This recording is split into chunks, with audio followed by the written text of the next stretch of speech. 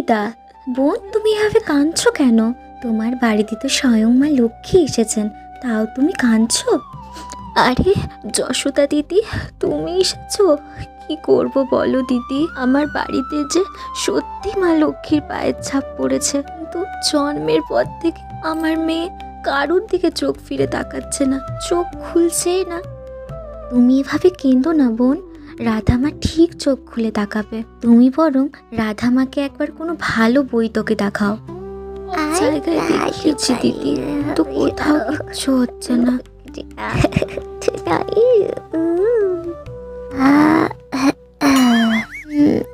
রাধা, ও রাধা, চোখ খোলো রাধা। দেখো তোমার কৃষ্ণ চলে এসেছে, এবার তো চোখ খোলো।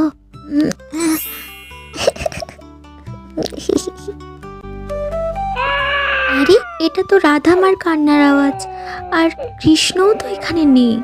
ও দিদি তাড়াতাড়ি চলো তো, গিয়ে দেখি কি হলো আবার। হ্যাঁ হ্যাঁ চলো চলো। আরে দেখো দেখো গৃথিতা বোন, এ কি আশ্চর্য ব্যাপার, রাধামা তো চোখ খুলে তাকিয়েছে। ঠিকই বলেছিলে যশোদা দিদি। কিন্তু যশোদা দিদি, একমাত্র তোমার লাডলা কৃষ্ণের জন্যই কিন্তু আমার রাধা চোখ খুলে তাকিয়েছে।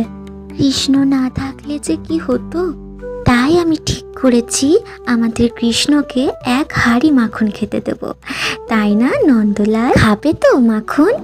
মাখন।